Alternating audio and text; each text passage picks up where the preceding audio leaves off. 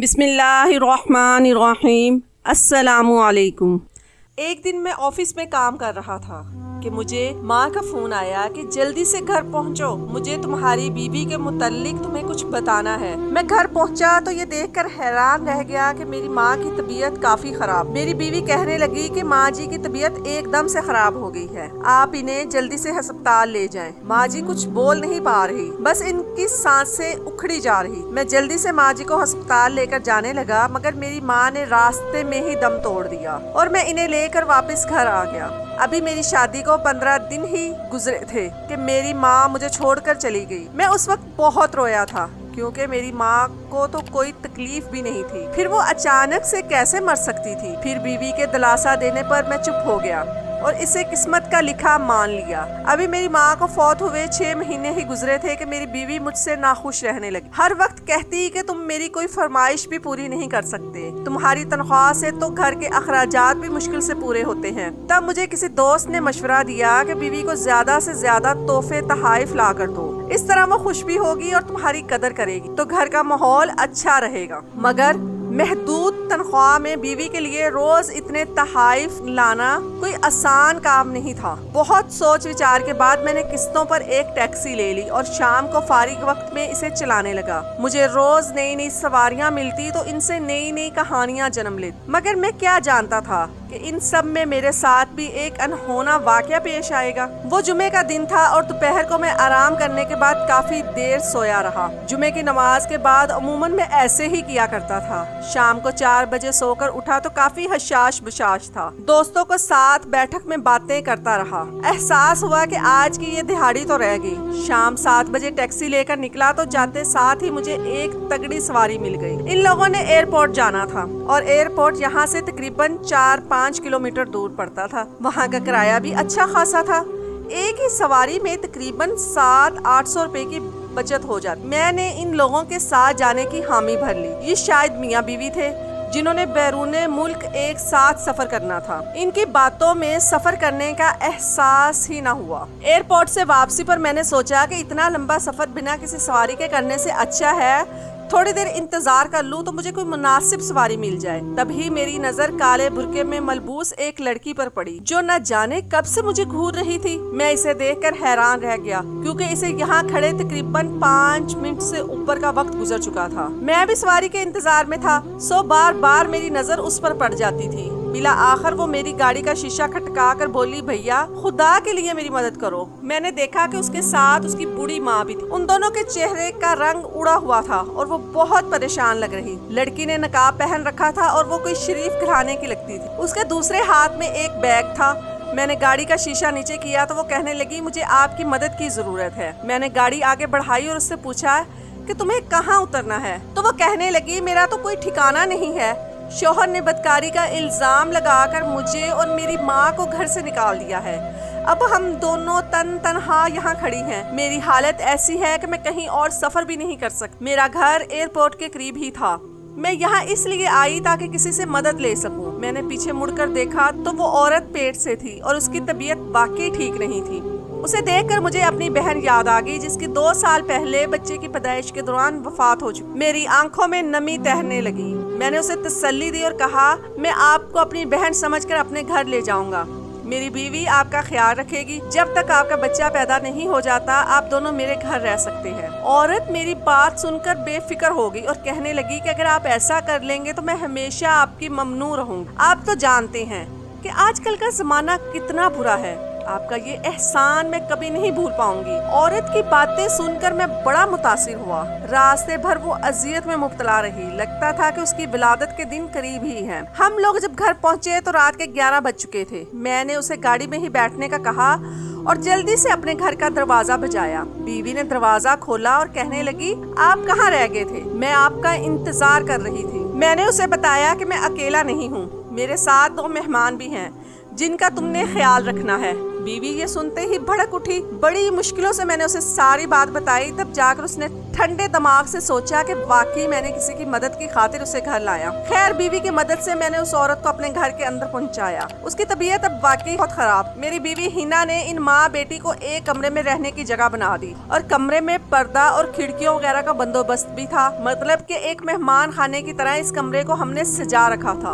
उन औरतों को वहाँ पहुँचाकर उसने दूध गर्म करके इन्हें पीने को दिया और खाने का भी पूछा। हिना ने उस हामला औरत का काफी ख्याल रखा। मैं अपने कमरे में सोने चला गया। हिना देर तक उनसे बातें करती रही। फिर वो कमरे में आ गई और मुझसे कहने लगी, हमें इन पर भरोसा नहीं करना चाहिए। हम कल ही इसके बच्चे की पैदाइश के बाद इसे रुखसत करने की कोशिश करेंगे। मैं भी हिना की बात से इत्तेफाक करता था, मगर अभी तक मुझे इस औरत पर किसी किस्म का शक नहीं हुआ था। खैर, हिना और मैं बातें करते करते सो गए। रात को न जाने कौन सा वक्त था कि शदीद प्यास के मारे मेरी आंख खुल गई। मैं पानी हिना के हाथ का पीता था। मैंने उसे आवाज दी तो उसने जवाब न दिया, हालांकि उसकी नींद कच्ची थी। मेरे उठाने पर वो फौरन ही जाग जाती थी। तब मैंने देखा कि हिना तो कमरे में मौजूद ही नहीं है। मुझे सख्त हैरत हुई कि वो रात के इस वक्त कहाँ चली गई। बहरहाल मैंने उठकर खुद पानी पिया। हिना को ढूंढने उठने ही लगा था कि नींद के जेरे असर में दोबारा सो गया। सुबह मेरी आंख खुली तो मेरी बीवी गहरी नींद सो रही थी। मैंने उठाने की बहुत कोशिश, मगर वो बहुत ज्यादा गहरी नींद में थी। मैंने खुद ही अपना नाश्ता बनाया और खाना खा के ऑफिस जाने ही लगा था कि मुझे उस औरत का ख्याल आया। ये सोचकर कि इन माँ बेटी को भी भूख लगी होगी, मैं उनके कमरे की तरफ जाने लगा। इतने में हिना भी कमरे से बाहर आ गई। शायद वो जाग चुकी थी। मुझे उस औरत के कमरे की तरफ जाते देखकर फौरन उठ आगे बढ़ी और मुझे डांटने वाले अंदाज में ही बोली, आपको शर्म नहीं आती? एक हामला औरत के कमरे का रुख करते हुए। न जाने वो बेचारी किस हालत में होगी। अपनी बीवी की ये बात सुनकर मैं बहुत हैरान और शर्मिंदा भी हुआ। वाकई मुझे ऐसा नहीं करना चाहिए था। उसका ख्याल रखना सिर्फ मेरी बीवी की जिम्मेदारी। सर झुकाए मैं घर से निकल गया। सारा दिन ऑफिस में काम में मसरूफ रहा। शाम को मैंने बीवी से कहा कि आज रात को खाना हम बाहर से खाएंगे। किसी ख्याल के तहत मैं अच्छे मूड में घर आ रहा था। मुझे हिना की बहुत याद आ रही थी। घर पहुंचते तक मैं सारी प्लानिंग कर चुका था। दरवाजे से ही मैंने हिना को बुलाया और कहा कि जल्दी से आ जाओ, मैं तुम्हारा इंतजार कर रहा हूँ। मेरी बात सुनकर वो कहने लगी, आप कैसी बातें करते हैं? घर में एक बीमार औरत को छोड़कर हम खुद डिनर करने चले जाएं? ये कोई अच्छी बात तो नहीं है। हिना की बात सही थी, मैं तो इस औरत को भूल ही गया था। बहरहाल मेरी बीवी ने घर में ही बहुत अच्छा खाना बना कर रखा था। हम दोनों ने मिलकर खाना खाया और फिर सोने चले गए। सुबह मेरी आंख खुली तो दिन के 2 बज रहे थे। घड़ी पर मेरी नजर पड़ते ही हैरत के मारे मेरे पांव तले से जमीन निकल गई। मैं तो सुबह 8 बजे ऑफिस चला जाता था। या खुदाया, आज के दिन कैसे 2 बज गए? मैंने देखा हिना की आंखें भी लाल हो रही। मैंने उससे पूछा कि क्या हुआ, तुम्हारी आंखें क्यों लाल हैं और ये मुझे उठाया क्यों नहीं? मुझे सुबह 8 बजे ऑफिस जाना था। फोन पर देखा तो ऑफिस वालों की तरफ से कई मिस कॉल्स आ चुकी थी। ये देखकर मैं बहुत परेशान हुआ क्योंकि मेरा बॉस बहुत सख्त आदमी था। मेरी बीवी कहने लगी कि रात को न जाने क्या हुआ, खाना खाने के बाद मुझे बहुत गहरी नींद आ गई। मैं भी आपसे थोड़ी देर पहले ही उठी हूँ। मेरी तबीयत खराब थी और सर में दर्द हो रहा था। आधा घंटा पहले ही जागी हूँ। हिना की बात सुनकर मुझे गुस्सा भी आया कि वो कितनी लापरवाह औरत है जिसने सुबह ऑफिस जाने के लिए मुझे उठाया तक नहीं। बहरहाल गलती उसकी नहीं, मुझे खुद भी जिम्मेदारी से काम कर लेना चाहिए था। नहा धोकर मैं तैयार हो गया ताकि ऑफिस जाकर बॉस को आगाह कर सकूं कि आज घर में एक इमरजेंसी हो गई थी जिसके बायस मैं नहीं आ सका, वरना तो कल वो सबके सामने मेरी बेइज्जती कर देता। ऑफिस पहुंचकर मैंने अपनी मजबूरी बॉस को बता दी। खुदा का शुक्र है कि आज ऑफिस में ज्यादा काम नहीं था, तभी बॉस ने ज्यादा बेइज्जती नहीं की। थोड़ी देर गुजरी थी, उन्होंने कहा कि अब तुम घर चले जाओ। मैं नहीं चाहता कि तुम इस इमरजेंसी की हालत में शाम के 6 बजे तक यहाँ बैठे रहो और अपना काम देखते रहो। मैं उनकी इस मेहरबानी से मुतासिर होकर कहने लगा कि अब तुम कल ही अपना काम पूरा कर लेना। इस बात पर खुश होकर मैंने उनके साथ चाय पी और फिर घर वापस आ गया क्योंकि इन्हें यही लगा था कि मेरे घर में कोई इमरजेंसी होगी। अब मैं क्या कहता कि इमरजेंसी नहीं थी, तो वो यकीनन इस बात पर भी नाराज होते कि मैंने उनसे पहले झूठ बोला था। मैं घर वापस आ गया, जल्दी में घर पहुंचा। मुझे हिना को यही बताना था कि आज शाम को हम लाजमी बाहर से खाना खाएंगे क्योंकि मेरा दिल चाह रहा था कि मैं अपनी बीवी को बाहर से खाना खिलाऊं। रास्ते में मुझे एक बच्ची मिली जिसके हाथ में बहुत प्यारे गजरे थे, ताज़ा फूलों से बने हुए थे। बच्ची ने मुझे जबरदस्ती थमा दिए, बोली कि आज आप ही अपनी बीवी के लिए ले जाएं। वो यकीनन बहुत खुश होगी। बच्ची की ये बात सुनकर मैंने उससे वो फूल ले लिए। 200 रुपए के 3 गजरे उसने मुझे दे दिए। मैंने अपनी बीवी को पहनाने की गर्ज से इन्हें जेब में डाल दिया और फिर मेरे जहन में ख्याल आया कि अगर आज भी मेरी बीवी मेरे साथ खाना खाने ना आई तो फिर क्या होगा। फिर सोचा कि मैं बाहर से खाना पैक करवा कर ले जाऊंगा और उसे इस दिन का खाना नहीं बनाने दूंगा।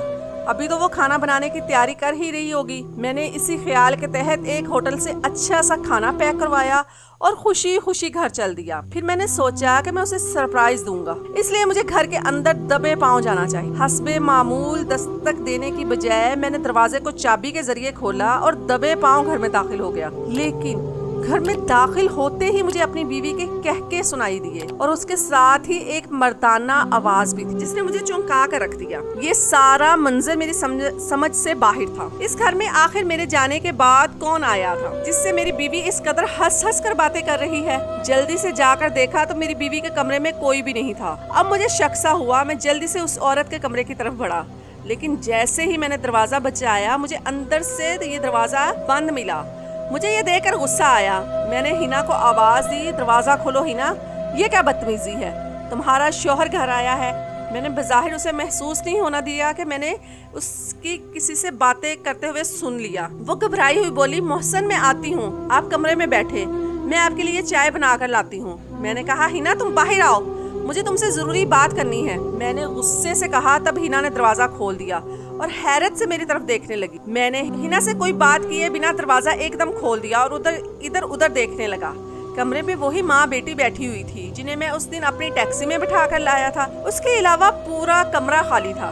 कौन आया था यहाँ? मैंने गुस्से से हिना से पूछा था। कोई नहीं आया। आप होश में तो हैं? आपका दिमाग ठीक है? मैं तो उनके साथ बैठी थी, उनकी तीमारदारी कर रही थी। मगर तुम अजीब शक्की आदमी हो, तुम्हें हर वक्त ये क्यों लगा रहता है कि कोई मुझसे बातें करने मेरे घर आया है? हिना ने इस अनजानी औरत के सामने जब मेरी बुराई की तो मुझे अच्छा नहीं लगा था। उन्होंने जल्दी से खाना प्लेटों में निकाल लिया और हम दोनों ने बैठकर खाना खाने लगे। थोड़ी देर के बाद मैंने हिना से पूछा, हिना मुझे लगता है तुम्हें थोड़े दिन के लिए अपनी माँ की तरफ जाना चाहिए, वो काफी अरसे से तुम्हें बुला रही थी। हिना कहने लगी, मोहसिन मेरा दिल भी करता है, मगर इन औरतों को छोड़कर मैं कहाँ जा सकती हूँ। इस बेचारी की हालत तो ऐसी है कि इसे अकेले भी नहीं छोड़ा जा सकता। उसकी ये बात सुनकर मेरे जहन में झटका सा लगा। अच्छा, इसके बच्चे की पैदाइश कब तक मुतवक्के है? वैसे तो ये जिस हालत में मुझे मिली थी ऐसा लगता था कि उसकी मजबूरी बहुत बड़ी है और उसकी विलादत में बस चंद घंटे ही रह गए हैं। नहीं नहीं, आप मर्दों को इन सब बातों का कहाँ इल्म होता है? मेरी बात पर हिना ने मुझे अच्छा खासा झाड़ दिया। वो बेचारी मजलूम औरत है। हालांकि जब आप इसे घर में लाए थे तो मुझे अच्छा नहीं लगा था, मगर अब इंसानियत के नाते मैं इस औरत की मदद करना चाहती हूँ और इस सब में आप भी मेरा साथ दें। हिना की बातें सुनकर मैं खुश हो गया कि मेरी बीवी को भी दूसरों का एहसास है। लेकिन अगले ही दिन दोबारा मुझे ऐसी ही शिकायत मौसूल हुई, क्योंकि जब मैं घर वापस आया तो घर में अजीब सी आवाजें आ रही थी, जबकि पड़ोस के भी एक दो लोगों ने मुझे इस जानिब तवज्जो दिलाने की कोशिश की कि मेरे घर से किसी मर्द के चलने फिरने और गुफ्तगू करने की आवाजें भी सुनी हैं। अब मैंने मुकम्मल फैसला कर लिया कि मुझे करना क्या है, जिससे सांप भी मर जाए और लाठी भी ना टूटे। एक दिन मैंने अपनी मरहुमा अम्मी की जानने वाली एक पुरानी दाई से राब्ता किया, उन्हें सारी सूरत हाल से आगाह किया और कहा कि आप ही मेरे घर आकर केस का खुद मुआयना करें ताकि मालूम हो सके कि हकीकत क्या है और क्या झूठ है। इस बात का जिक्र मैंने हिना से नहीं किया था। शाम के तकरीबन 3 बजे मैं दाई अम्मा को लेकर घर में दाखिल हुआ तो मेरी बीवी का रंग उन्हें देखकर फक हो गया, क्योंकि वो ये जानती थी कि ये दाई अम्मा है और इनका तो ये काम है। मोहल्ले की औरतों का मुआयना भी ये करती है और उनको तजवीज़ भी देती हैं। अगरचे अब ये रवाज कम हो चुका है, मगर फिर भी इनकी बात हर औरत मानती है, क्योंकि दाई अम्मा का इस काम में तजर्बा बहुत हो गया था। मैंने हिना के तासुरात का जायजा लेते हुए अम्मा बी को हुक्म दिया कि वो जाकर अपनी कार्रवाई शुरू करे। उन्होंने हिना पर एक नजर डाली और फिर इस कमरे की तरफ जाने लगी जहाँ पर मैंने इस औरत को ठहराया था। अम्मा बी के तेवर देखकर हिना को इन्हें रोकने की हिम्मत न हुई। कमरे में जाकर उन्होंने दरवाजे को कुंडी लगा ली। हिना बाहर से दरवाजा पीटती रही, मगर अम्मा बी ने दरवाजा नहीं खोला। उनको मैंने पहले से ही बता चुका था कि इस औरत को यहाँ आए हुए कितने दिन हो गए हैं और ये मामला कब से चल रहा है। मेरी इस बात पर उन्होंने कहा था कि तुम फिक्र ना करना, मैं चंद ही लम्हों में दूध का दूध और पानी का पानी कर दूं। अम्मा जी को गए हुए थोड़ी ही देर गुजरी थी कि कमरे से चीखों की आवाज आने लगी। मैं जान गया कि वाकई दूध का दूध और पानी का पानी हो गया है। हिना घबरा कर बार बार कमरे का दरवाजा बजा रही थी। बिला आखिर अम्मा बी ने दरवाजा खोल दिया। ان کے ہاتھ میں جوتا تھا اور وہ مجھے کمرے میں آنے کا کہہ رہی تھی۔ میں تو کب سے اس معاملے کا انتظار کر رہا تھا۔ جیسے ہی میں کمرے میں داخل ہوا تو میری حیرت سے چیخیں نکل گئی، کیونکہ سامنے کوئی عورت نہیں بلکہ ہٹا کٹا مرد بیٹھا تھا اور اس کے ساتھ وہ بوڑھی عورت بیٹھی کانپ رہی تھی۔ قریب تھا کہ میں اس آدمی کا گلا دبا اسے اس دنیا سے رخصت ہی کر دیتا، مگر اماں بی نے مجھے ایسا کرنے سے روک دیا۔ انہوں نے مجھے ایک ایسی تجویز دی کہ میرا نقصان بھی نہ ہو اور محلے میں میری عزت بھی بچ جائے۔ اس سے پہلے کہ میں انہیں کچھ کہتا، وہ بوڑھی عورت بول اٹھی، میرے سامنے ہاتھ جوڑ کر کہنے لگی، اس سب میں میرا کوئی قصور نہیں، میں گلیوں میں کوڑا کرکٹ اکٹھا کرتی، یہ لوگ کچھ پیسوں کی لالچ دے کر مجھے اپنے ساتھ یہاں لے آئے ہیں اور تمہاری بیوی اس سے ملی ہوئی ہے، یہ اس کا پرانا عاشق ہے، روز تمہاری بیوی رات کو اس سے ملنے اس کے کمرے میں آ جایا کرتی تھی۔ اس سے آگے میں سن نہیں پایا، میں نے ایک دوست کو گھر بلا لیا اور اس کی مدد سے ان تینوں کے ہاتھ پیر باندھے اور ایک گاڑی میں ڈال کر ایک ایسی جگہ لے گیا جس کے بارے میں کسی کو معلوم نہیں تھا۔ باہر سے دروازے کو تالا لگا دیا اور ان خبیثوں کو ان کے کیے کی سزا دینا چاہتا تھا۔